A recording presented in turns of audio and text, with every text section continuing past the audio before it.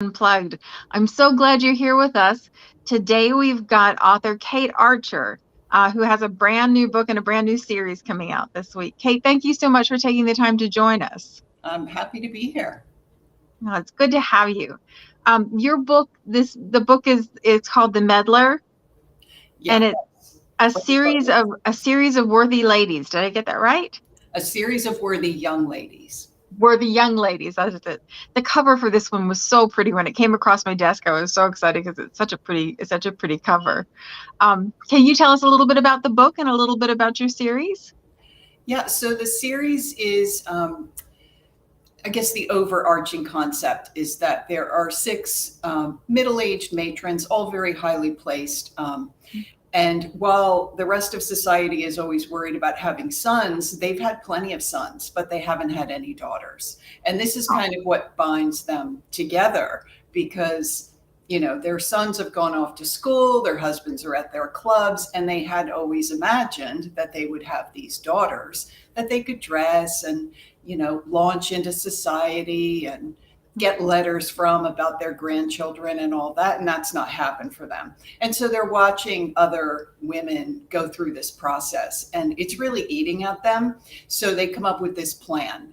So no reason why we can't launch daughters. We just have to find them.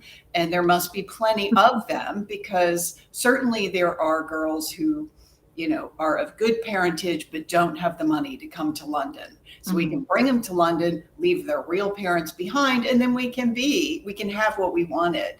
But the problem is they did imagine that these girls, because their daughters have only been in their imagination. So of course it was all like sunshine and daisies, and the girls were so grateful and respectful and, do everything they're told to do and are talented at absolutely everything. And you can probably guess that's not really what realistic. Yeah. So each woman faces a different set of problems based on the girl they brought in. So the first book is The Meddler. So Georgiana has been well aware that her family's fortunes have been dwindling for 3 generations. They really don't have money. So they've got the house, they've got the land, but they don't have any money. So she's never had any tutors. She really can't play the pianoforte at all.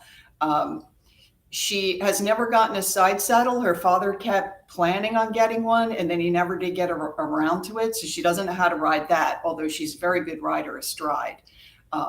And so obviously she's coming to town with really no skills and probably a bolder personality than Lady Mendleton was expecting. And potential to be frustrated too. I would imagine if you're switching from a stride to a side saddle and are suddenly not competent at something that you used to being competent at. Well, she has to lie about it, right? She has to pretend that she does know. And she even investigates it a little bit in the stable with this made up story about how she needed to meet her horse and all this other nonsense. But she did not get the mounting idea correctly. So she's always used a mounting block and just got herself on the saddle. Now she has a footman giving her a lift up because the stirrup is so much higher. You really need that. So she pulls up as hard as she possibly can, thinking she needs to do the work, but the footman's doing the work. Sorry, the groom is doing the work. And so that does not go well at all for her. So yeah, Lady Mendleton is always in a state of shock about what's happening. As a mother of sons, I can understand the impetus behind wanting to have girls around for a change. So who is the hero of this book? That's Lady Mendleton's son, Jasper Stapleton, who's living in the house, and he's very busy. He's working for the Queen because at this point, the regent has been named. So this is really the king's sort of final madness. It's clear he's not going to recover this time.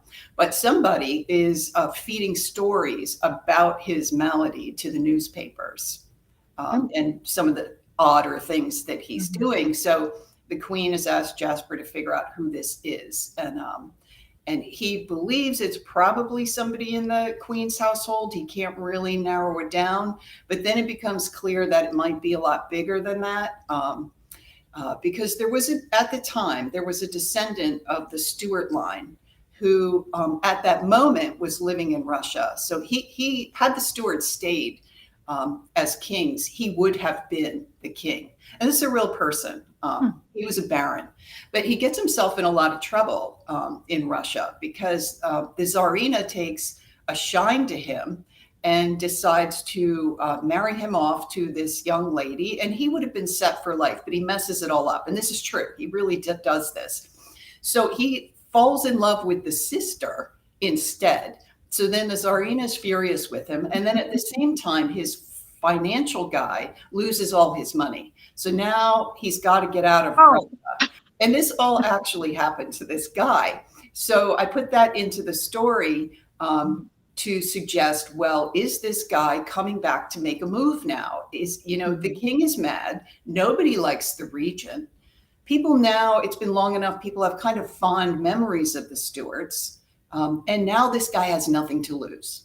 All along, he's maybe, not gone there like his grandfather did, but now he has nothing to lose. So might he be behind this and suggesting in these newspaper stories that the madness that the king suffers from is inherited. So the regent, it's just a matter of time. Oh. And wouldn't that be a great way to get these people out of there and the Stuart to slide back in? Mm-hmm. And then, he's very attracted to Georgiana, although he's trying to stay away from her. But there are clues developing in the house that she is involved in this plot. And that's like next level sneaky. No wonder it's the meddler. It makes perfect sense. Yeah, so he's trying to catch her, but also protect her. And she's trying to figure out what he's doing because it's all very secretive. And so they're sort of cat and mousing around the house. Oh, cool. Cool. And then the rest of the books are connected through the mothers of the sons who are patrons of the unrelated daughters that are coming.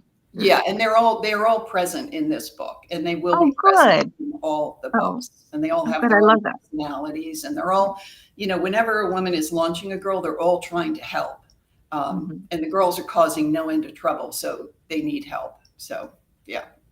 But we get to see going to the Modeste and getting ready to be presented and all the details that go along with all of that. Mm-hmm. Oh, that sounds like so much fun. That sounds like so much fun. Exactly Lots what you of want. Balls and parties and all that stuff. Yeah. Yeah. Exactly what you want from a Regency. That sounds brilliant. Awesome. Well, I'm excited for the rest of the series. I haven't seen the other covers yet, so I'm anxious to see the rest of the series. They're all the same tone as the first cover, very light, a lot of pastel, because we actually talked about that. The series, I wanted the covers to represent what the series are. I don't do spicy writing, so I was going to say you write sweet romance, is that right? Yeah. So all my action is going to be in the drawing room, and I wanted the covers to reflect that and not hint that there's going to be a lot of bedroom scenes, because there aren't. There's hinted, but not explicit. It's not on page. It is. It's okay for us to know that it happens. We don't always have to see it. So it's not anywhere close to the page. I mean, I really align, I think, better with the sort of Georgette Heyer model, going back to Jane Austen. So yeah. Now this series is part of Dragonblade's Sweet Dreams line, so it makes sense that that's exactly how it would be positioned. Awesome. Well, you and I haven't had a chance to talk before, or even interact very much, and I'm grateful. I've had technical difficulties this morning. Kate has been incredibly patient while I figured out how to find a way to do this. But since we haven't had a chance to chat before, could we talk a little bit about your writing process and about how you came to start writing and how it is you kind of move through your day? Well, how I came to start writing is very kooky. I have made a lot of strange career moves. And at one point, I had a very high-paying job in Manhattan and sort of saw my life flashing before my eyes because I was working all the time. So I quit that and I moved to the Caribbean. I was teaching scuba diving. Which I thought I would just do it for a year. I ended up staying there 8 years. But I got tired of teaching scuba. It sounds like fun, but it gets old. So since I was there, and since it was sort of pretty easy to start up a business, I opened this tiny little restaurant. So that was fun. I did that for a couple years. It was like Chinese-ish because I couldn't always get all the right ingredients. But there was a high season and then a low season tourist-wise. And so I was always looking for a project on the low season. Right. So I decided, I had a young niece and a young nephew, and I thought, oh, you know what? I'll write them a book. I'll write them a story. Mm-hmm. And I did. And you can imagine it was dreadful because it was the first thing I ever wrote. But all along, in terms of what I was reading, I was always reading Jane Austen and Trollope and Thackeray. Mm-hmm. And so then it finally dawned on me, this is probably the space I should be writing in. And so that's how it started. Oh, that's a fantastic story. I mean, going to teach scuba diving would be enough, but going to teach scuba diving and then deciding to switch to having a small restaurant is it's like that's still reinventions. That's a lot of it. Well, the irony is I never really did a lot of cooking. And I was talking, my best friend at the time was a very sensible, careful banker in Manhattan. And so I'm telling her the plan. I'm like, yeah, I've rented this building and I'm going to open a restaurant. I think it's probably going to be Chinese because there's not a Chinese restaurant around here. And she was like, are you going to intern with someone? And I'm like, no. It'll be fine. I'm going to get a sign and we're going to go. So yeah, I downloaded recipes from the internet. I learned a lot. Oh, that's fantastic. Well, if you run out of things to write, you could always write a memoir. It seems to me that there's more than enough there, without even embellishing. Oh, and that's fantastic. I mean, while I was living on the island, I also got hired by Fox Television to be their set medic because I'd gotten my EMT license because down there we just needed more people. So I ended up being the set medic on the most dreadful reality show I have ever witnessed. It was just hilarious. So, when you do things, other opportunities open up. They just sort of fall in your lap. So, yep. It's the keep moving until something good happens plan. Mm-hmm. I'm a big fan of that plan. Oh, that's fantastic. So nobody ever talks about their first terrible books, and I don't think that there is a writer that writes that doesn't have first terrible books. But you're many books into it now. This is your second series with Dragonblade? Yeah. Mm-hmm. Yeah. So do you plot out your books ahead of time? I know you were able to very clearly articulate your series for this time. Do you know what's going to happen, or do you get your characters first and then go? I vaguely know what's going to happen. So I know the basic premise, who is this girl? What is the conflict going to be? And then I know the end, but I don't know anything in the middle. That's sort of, I do think it's very sensible to be an outliner. And I've tried to do it and it just doesn't work. I don't have my best ideas in the beginning. I just don't. Yeah. It seems like some people work so much better that way. I know Emily Murdoch talks about that. She has an extensive outlining thing. And then I think T.H. Ed Moran is on the other end of the scale where she just sits down and then her characters take her in direction she didn't intend to go. But I think every author finds what is the process for them. I mean, it shocks me a little bit that I'm not an outliner because I am a planner. And I like schedules and I like to be very organized. And so I would love to do that. And I have made the attempt a couple times, but it just doesn't work out. Yeah. I've tried to dictate too. It's never going to happen. It's never going to happen. It makes me feel like I'm missing something that other people are doing, but it's not the way my mind works. So I think at a certain point you just get used to what is your thing and you embrace that. And that seems to work better for most people. Yep. Are you character driven or plot driven? Do you get scenarios in your head or do you get the people first? I think all at once. Just the premise and who this girl is, and what's sort of driving her forward, and then the plot just sort of naturally unfolds. Yeah. So I guess maybe character first. Yeah. Awesome. You said that you liked reading historical romance before you started writing. Were there any books that were particularly important to you, even as far back as when you were a child? Well, Pride and Prejudice is, when I was a kid, my grandmother, my Irish Nana, used to read all the Barbara Cartlands. And so she used to walk down to the Woolworths and buy whatever the new one was, read it real quick, and then she would give it to me. So I think I probably read every Barbara Cartland when I was in my early teens, probably. Mhm. And then, Pride and Prejudice, I think is the classic benchmark for me. Mhm. I love it. Do you have a favorite movie adaptation? Probably Colin Firth, I'm going to say. Yeah, Yeah. it's a good one. hmm That's a good one. Although I also have the DVDs of the very, very old PBS. Oh, or no, it wasn't PBS. It was a BBC production. Mhm. And it's I'm so not sure I've seen old. that one. Oh my God, it's hilarious because it's so old that even the technology was different. So you can hear people walking across the floor because Oh. of the old video, Mhm. Yeah. So yeah, I even have that one. Mhm. Oh, wow. So is there anything you've read lately or a movie you've seen lately or anything that's been particularly interesting to you? I know I we're just heading up to finished, award season seasons. well, I wouldn't call it romance, but I just finished the old BBC Upstairs, Downstairs, and then Hmm. followed it up with the newer version. Um, and I'm just really a little bit in shock about how it doesn't hold up. I Hmm. mean, the son's attitudes towards women are just so dreadful. It's hard, isn't it? I've done that recently with a couple of things that were favorites of mine. And then I went back to rewatch it to share it with someone and it's like, oh, this is we can't even get through. This is awful. Um, Even things like I rewatched 9 to 5 recently. Um, because I because I heard Jane Fonda talk about it and how important it was to her and I heard Dolly Parton talk about it too and I thought well I'm going to rewatch it. I saw it when I ages ago.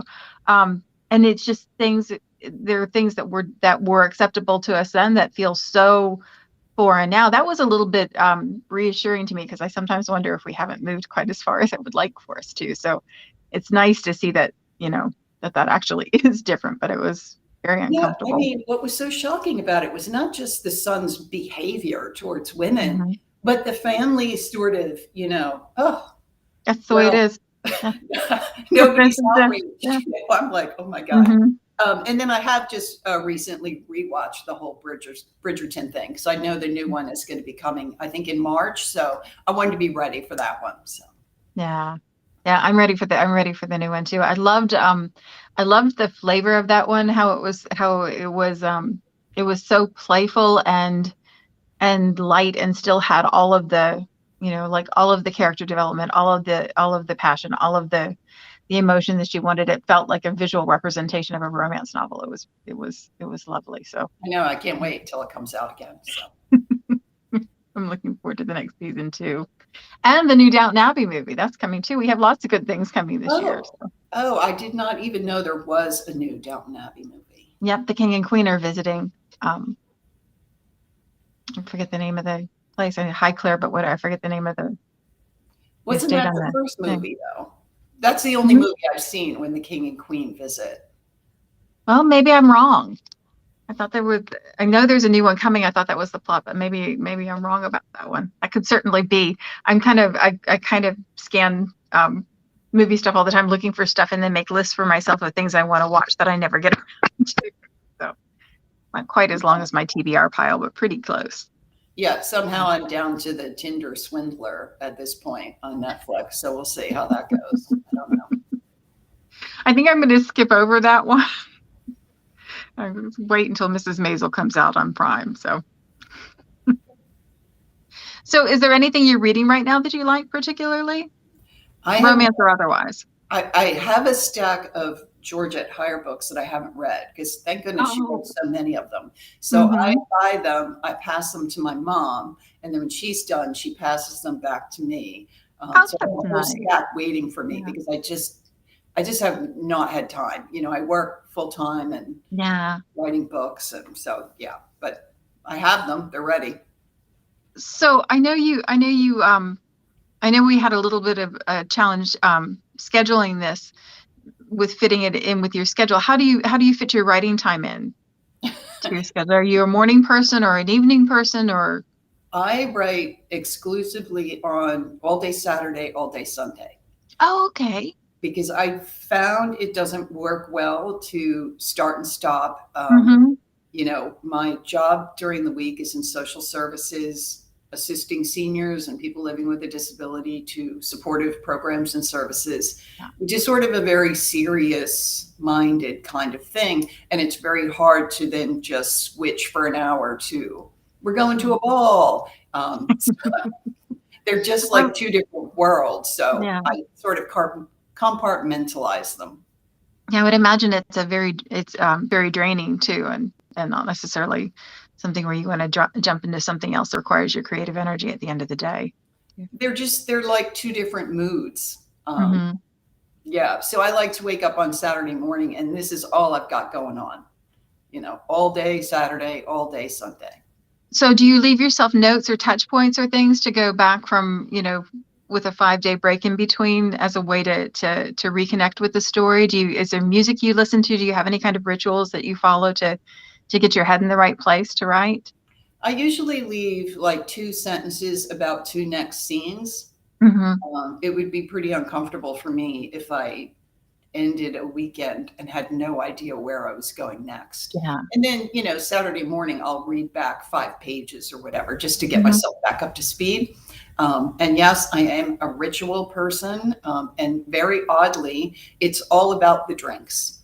So start with white tea, switch to a yogurt smoothie, then coffee, then a green smoothie, and then it's towards the end of the day. And maybe throw in a cheese stick in there somewhere. But I really, if my NutriBullet, I have an extra NutriBullet in my closet because I worry that mine will break and what will I do, So, I'm a very much creature of habit that way. Yeah, it's funny if I sit down to write and I don't have coffee next to me. I don't even drink it all the time, but I'll reach for it. And if it's not there for me to reach for, it stops my brain. It's like you kind of need to have the autopilot things that keep you where you need to be. Well, your subconscious mind does pick up on all those clues. It's like, oh, okay, now I know what we're doing here because you set up this routine. So I do think that's helpful. But I am a creature of habit. I mean, there's times where I'll just decide what's for dinner and eat it for 7 days. Let's have eggplant, I've never done a 7-day eggplant binge. I love eggplant. I'm not sure that I could do 7 days, but I've done longer than 7 days. Yeah. Yeah. So prepared the same way or prepared differently every time? Same way. Well, there's something to be said for not having to make decisions, to like take that part out of your head so you don't have to worry about that one. I actually my sister sort of thinks up a new dinner every day. And I'm like, this is impossible to me. It's exhausting. How do you even go to the grocery store? Now you need this special ingredient and that one. I'm like, no, I can't do it. So do you still enjoy cooking after the restaurant business or did that finish it for you? Well, it's very different cooking. I learned a lot of little tricks when I ran the restaurant because you're dealing with volume, and people coming in unexpectedly and you don't really know how many people you're going to have. And so it's a heck of a lot easier to cook for myself. But yeah, there's certain tricks I picked up. Certainly there is a learning curve to running a restaurant when you just downloaded your recipes from the internet. So I love that story so much. That has all the makings of a heroine story. Yeah, I mean, it was a ridiculous thing to do, but I was living on an island called Roatan. So it's not like I was on the Caymans or something. And it was just at that stage of development where you could do stuff like that. So I thought, why not? Why not? I think is the perfect answer to that question. It's wonderful. Yeah. Well, it's been a delight talking to you today. I appreciate you bearing with me through all the technical stuff, and I hope that I've held still enough that I haven't made anybody car sick throughout the video. But I really appreciate your flexibility with this, and also you taking the time to talk to us. It was delightful to hear about the stories and also about your life and your writing process too. Thanks so much for being here. Right. And I'll put the link to Kate's book in the chat section underneath the video so you can get it if you don't have it already. If you don't have it already, you want it now. The very best deal is release week deal and pre-order, so you want to make sure that you get it right now. And then keep an eye out for the next books in this series. We'll be back next week at the same time, so hope to see you then. Thanks so much. Thank you. Bye.